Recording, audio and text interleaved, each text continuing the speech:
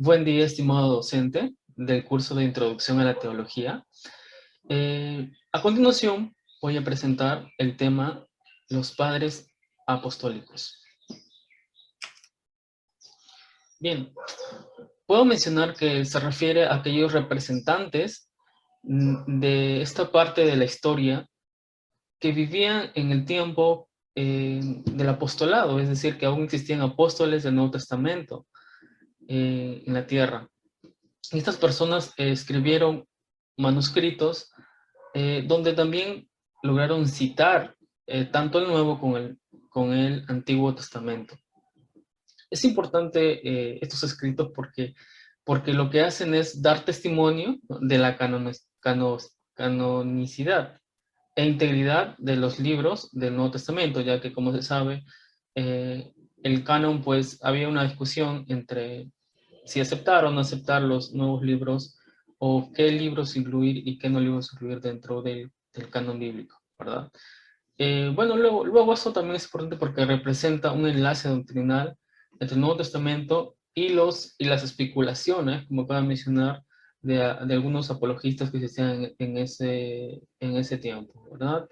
Ahora, cabe mencionar que estos escritos de los padres apostológicos son los siguientes. Por ejemplo, tenemos la primera epístola de Clemente, de Roma, hacia los Corintios, la segunda epístola de Clemente, que cabe resaltar que no precisamente la escribió él, las epístolas de Ignacio, que era obispo de Antioquía, la Didaje o enseñanza de los dos apóstoles, la epístola de Bernabé, el libro de El Pastor de Hermas y los fragmentos de Papías. Ahora vamos a tocar ciertos puntos. El primer punto es sobre la bibliografía de estos padres apostológicos. Bueno, cabe resaltar que ellos todos tenían una característica en común, que era la incorporación de las escrituras, es decir, de la Biblia, a sus escritos, ¿verdad? Y lo que hacían era citar tanto cosas del Nuevo Testamento y del Antiguo Testamento. Y también reconocían la autoridad de las escrituras, es decir, que la Biblia estaba sobre los manuscritos que ellos iban haciendo. Dos ejemplos claros de esta bibliografía son las siguientes. La primera es de Clemente, lo que nos habla sobre la vida pecaminosa con base a las escrituras, como lo menciona en 1 de Clemente en el 35 y 46. Él afirma que las escrituras son verdad dadas a través del Espíritu Santo y que no hay nada injusto o engañoso en ellas. Y se refiere al Antiguo Testamento como las Sagradas Escrituras y los oráculos de Dios. Otro personaje que también, padre apostológico, es el pastor de Hermas, que nos dice que exhorta a los tralianos, que una iglesia, así cubríos de la fe, que es la carne del Señor, y el amor, que es la sangre de Jesucristo.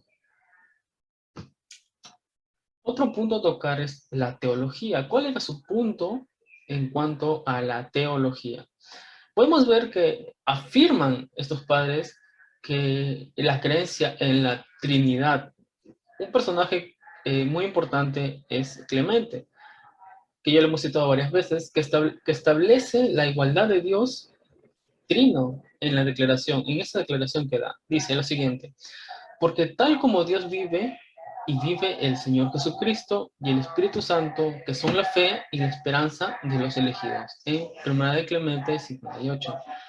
Clemente reconoce que Dios es creador y Señor del mismo universo en 1 de Clemente 33. Lo que claramente nos hace notar que, bueno, Clemente creía en la Trinidad, no dice que Dios vive, Jesucristo vive y que el Espíritu Santo también, y que son la fe y la esperanza.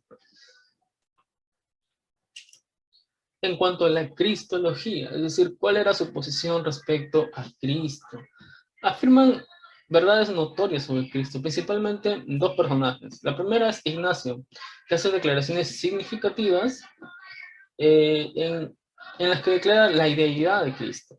Él nos dice, sobre Jesucristo nos dice que Jesucristo es nuestro Dios. En cuanto a Cristo habita en nuestras personas, él dice que así como así como Él puede estar con nosotros porque es nuestro Dios.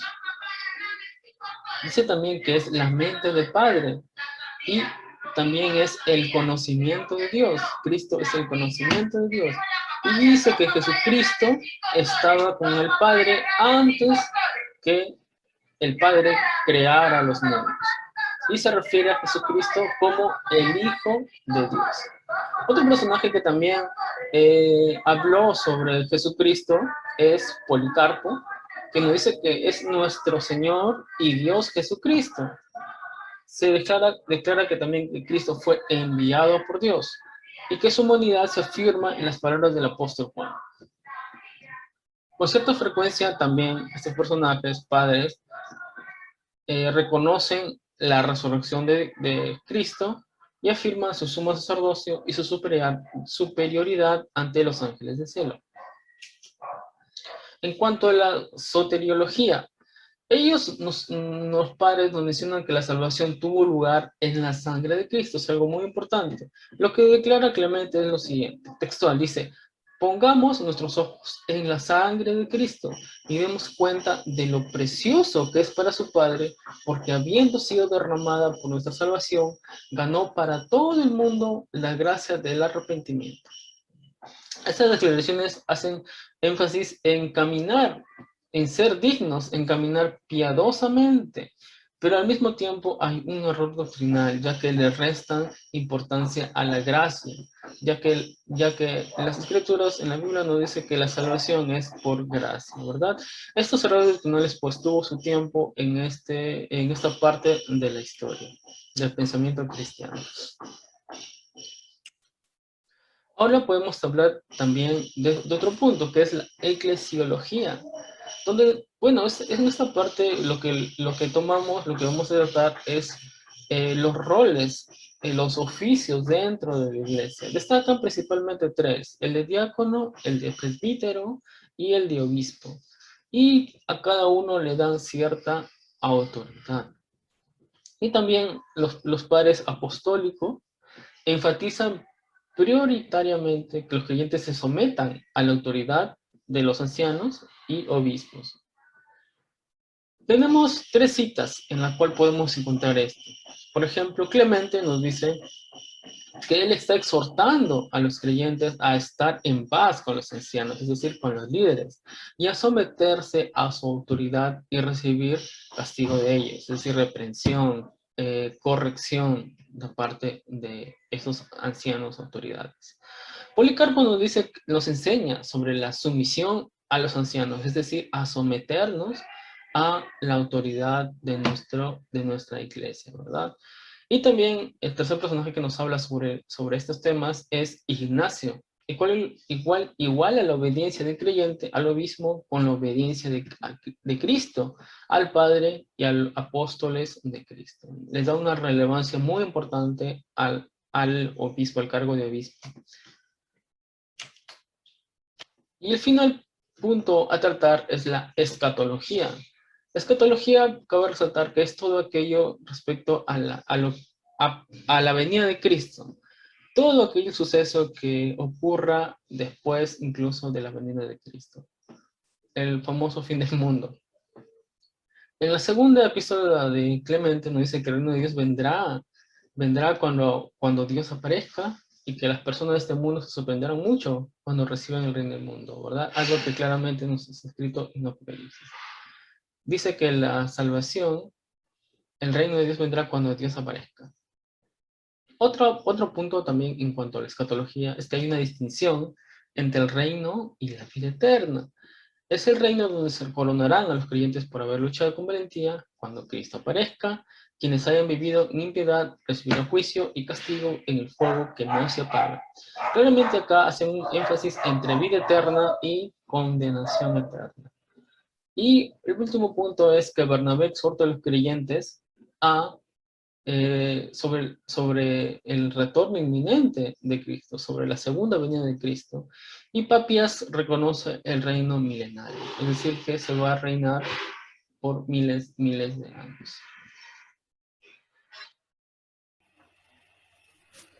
Apologistas antiguos.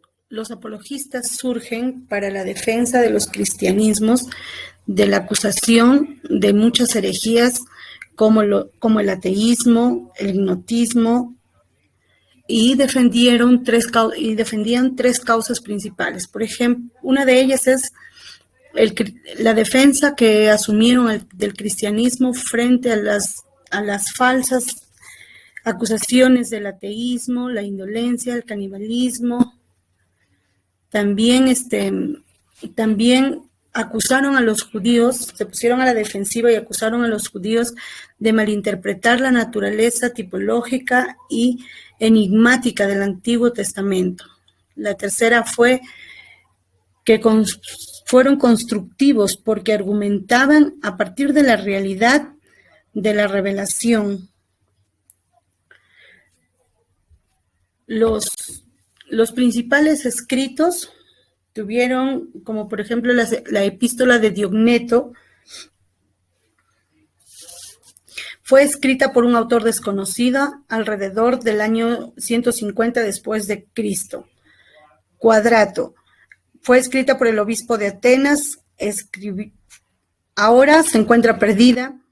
Fue dirigida para el emperador Adriano alrededor del año 125. Arístides fue un filósofo ateniense que escribió para Adriano o Antonio Pío. Melitón, el obispo de Sardis, escribió una apología para Marco Aurelio. Claudio Apolinar fue un obispo de Hierápolis. También escribió apologías para Marco Aurelio. Milcíades, filósofo ateniense, escribió contra los judíos y los paganos. Teófilo de Antioquías escribió 3 obras en las cuales diferenciaban la creencia de Dios y la esperanza de la resurrección. Tasiano y Justino Mártir fue considerado el más grande de los apologistas. Escribió 2 apologías y el diálogo con Trifón. Fue un filósofo convertido y retuvo su inclinación filosófica para defender el cristianismo. Bibliología de los apologistas. La epístola de Diogneto enfatiza la revelación de Dios. El creador del universo se ha revelado a la humanidad. Nos da a entender que Dios invisible mismo de los cielos, plantó entre los hombres la verdad y la sana enseñanza que sobrepasa la imaginación de los hombres y la fijó firmemente en sus corazones. Tal declaración contrasta la revelación de Dios al hombre con las divagaciones, las especulaciones de los filósofos de esa época. Se ha revelado a través del Verbo, a través de Cristo, siendo Cristo el discurso de Dios para la humanidad. La teología de los apologistas. El autor de la epístola de Diogneto declara extensivamente la insignificancia e inutilidad de los dioses de piedra y madera. Recuerda que tales dioses están hechos de piedra con la que usamos para caminar, están hechos de oro y de plata y que necesitan guardarse por las noches. Entonces se refiere a Dios como el creador todopoderoso del universo, el Dios invisible, el Señor y creador que hizo todas las cosas y las puso en orden.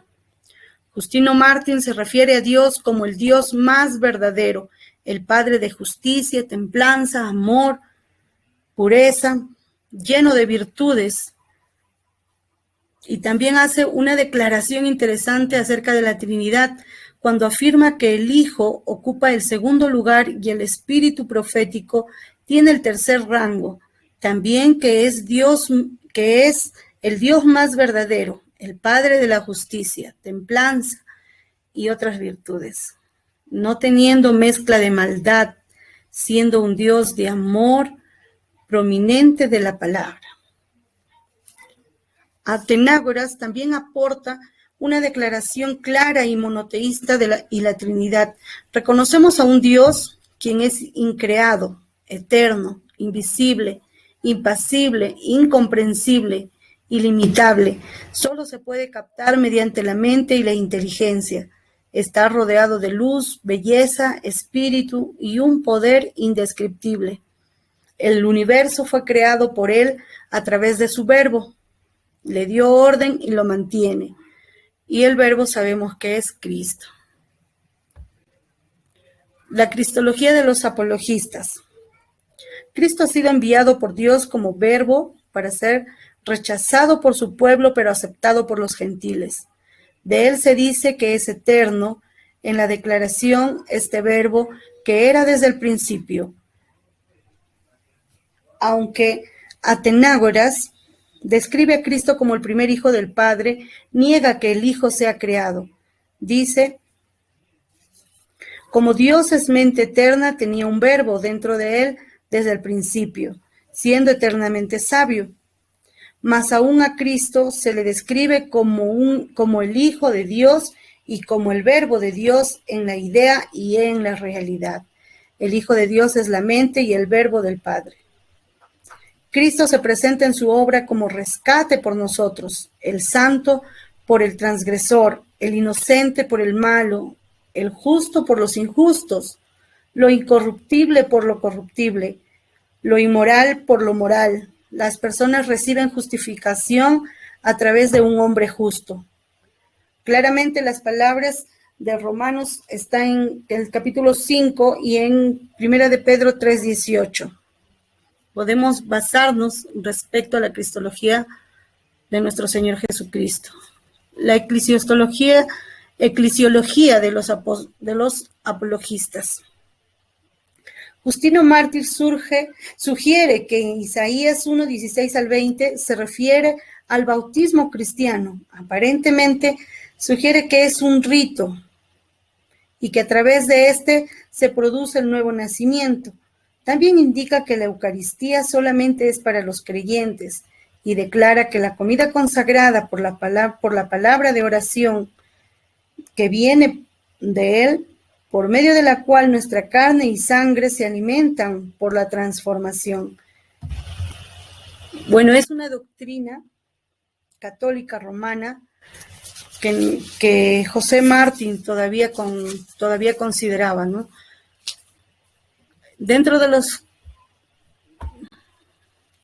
Vamos a seguir con las transgresiones antiguas, dentro de las cuales tenemos con la relación a la ley mosaica.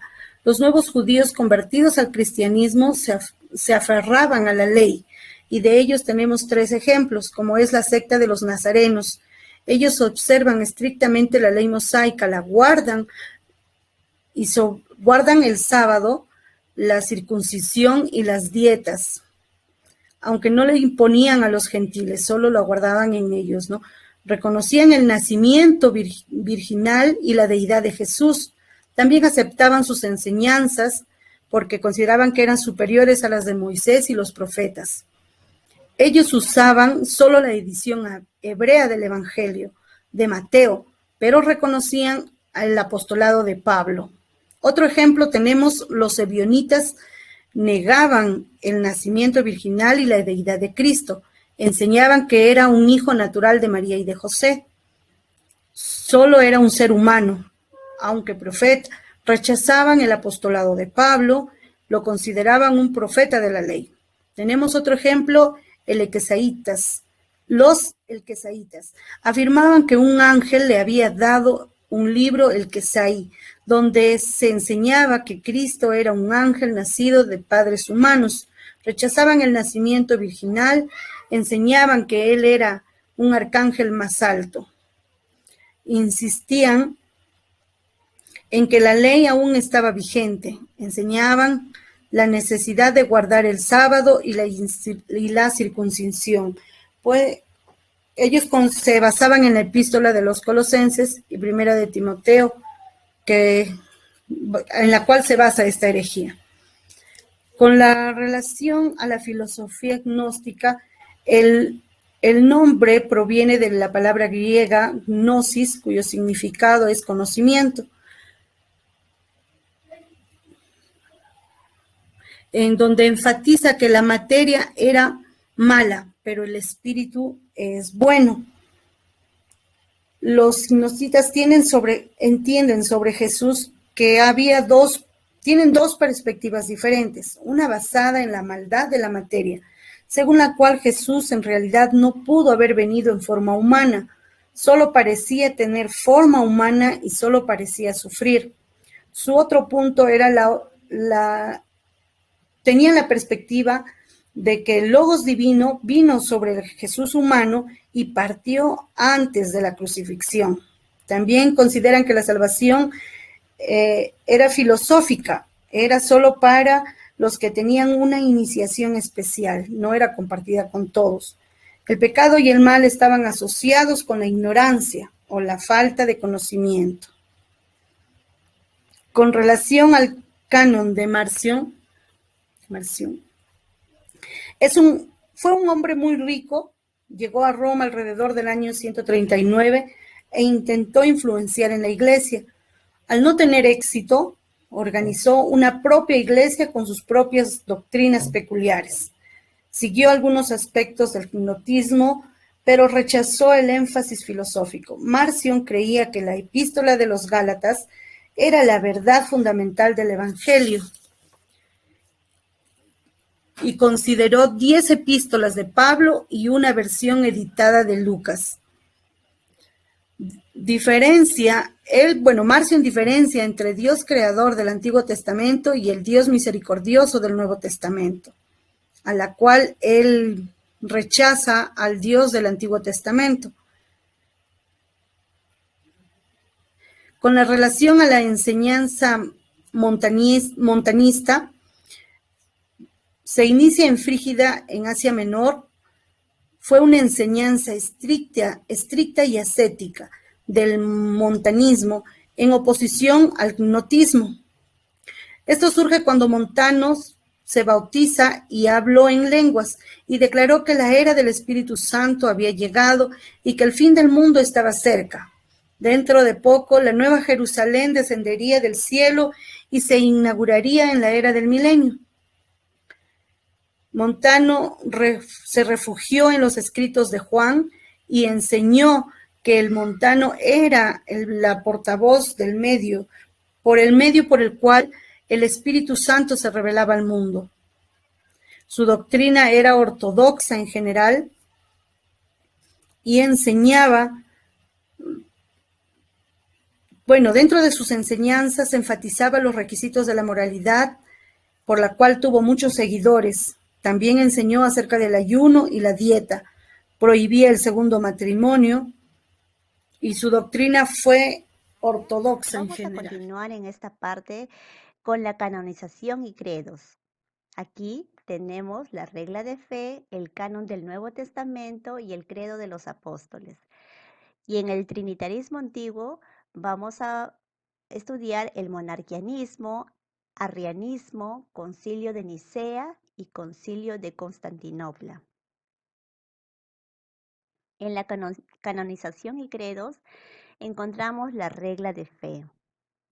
Los primeros cristianos establecieron una regla de fe que es el credo de los apóstoles. Se buscaba conocer cuál era la verdadera doctrina y qué libros conformaban parte de las escrituras inspiradas, para lo cual los primeros cristianos establecieron una regla de fe que fue el credo de los apóstoles, que normalmente cada uno de nosotros lo conocemos, cuál es el credo, ¿no? Canon del Nuevo Testamento. Las cartas de Pablo se leían en las iglesias porque ya se había reconocido el canon del Nuevo Testamento. Ireneo reconoció los 4 evangelios, Mateo, Marcos, Lucas y Juan. En el año 367, Atanasio mencionó todos los libros del Nuevo Testamento, que actualmente conocemos y son 27 libros. En el credo de los apóstoles contribuyeron con una cláusula para el credo, basándose en las citas bíblicas de Romanos 10, del 9 al 10, 1 Corintios 12, 3, 1 Corintios 15, 4 y 1 Timoteo 3, 16, que nos hablaba que Ahí mencionaba al Padre, al Hijo y al Espíritu Santo, ¿verdad? El propósito de este credo de los apóstoles no era suplantar las escrituras, sino corroborarlas y proteger a la iglesia de infiltraciones heréticas. En el trinitarismo antiguo tenemos el monarquianismo. Pero antes quisiera comentarles que uno de los grandes problemas que pasó la iglesia fue el reconocimiento de la Trinidad. Esto estaba relacionado con la creencia monoteísta del Antiguo Testamento. En el monarquianismo, la iglesia era enfrentada con respecto a la Trinidad de Dios y afirmar la deidad de Cristo. Aquí vamos a ver dos tipos de monarquianismo. Tenemos el dinámico, que enfatizaba la unidad de Dios a expensas de Cristo, y el monarquianismo modalista, que buscaba preservar la unidad de Dios y enfatizaba la deidad de Cristo. En el arrianismo, Arrio, el presbítero de Alejandría, enseñaba que Dios era único. El Hijo no era de la misma sustancia, decía. Arrio enseñó que Cristo fue creado antes de toda la creación y que de ahí había partido todo lo que habíamos encontrado en el mundo, a partir de ahí. Atanasio se oponía a Arrio, enfatizaba la unicidad de Dios, aunque sostenía que la divinidad estaba compuesta por 3 personas distintas. Tenemos también el Concilio de Nicea. El Concilio de Nicea se reunió en el año 325 para tratar el problema de la controversia arriana. Estuvieron presentes 300 obispos. El concilio rechazó el arrianismo. Desterraron tanto a Arrio como a Atanasio en diferentes épocas. En Occidente favorecían la perspectiva de Atanasio, mientras que en el Oriente querían modificar la declaración. Finalmente, en el Concilio de Constantinopla no había una formulación doctrinal clara sobre la persona del Espíritu Santo. Este problema seguía dándose, ¿no? No se quería reconocer la Trinidad. Querían algunos mantener la postura de creer en un solo Dios, y mientras otro, como Atanasio, que profesaba que no era así, que cada uno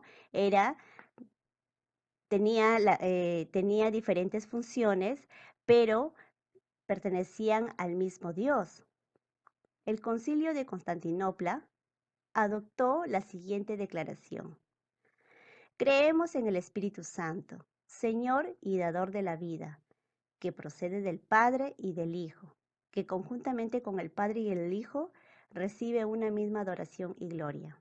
Entonces, hermanos, aquí vemos que finalmente, después que la Iglesia pasó diferentes procesos, el Concilio de Constantinopla declara la verdadera adoración a la Trinidad, tanto al Padre, que es Dios, al Hijo Jesucristo y al Espíritu Santo. Muy bien, continuando con lo que es la teología antigua, comenzaremos hablando sobre la cristología antigua y tocaremos el punto sobre el trasfondo. La controversia trinitaria era claramente cristológica, y lo relevante no era tan solo la verdadera deidad y genuina humanidad de Cristo, sino también la relación entre sus dos naturalezas. Ahora vamos a tocar 3 puntos distintos respecto a las opiniones en cuanto a la cristología.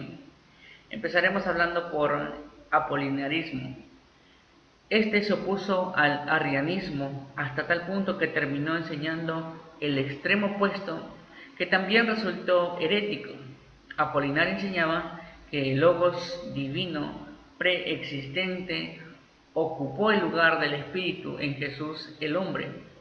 Por lo tanto, Jesús tenía cuerpo y alma humana, pero no era humano en su espíritu. El nestorianismo. Tal no le gustó la declaración de Calcedonia en el cual describía a María como Madre de Dios. Dicha declaración también afirmaba con respecto a su humanidad. Nestorio se resistió a ella porque llevaba a la adoración a María. En cuanto a Cristo, en lugar de conocer dos naturalezas en una persona, Nestorio negó la unión real entre la naturaleza divina y humana de Cristo. Ahora veremos lo que es el eutiquianismo.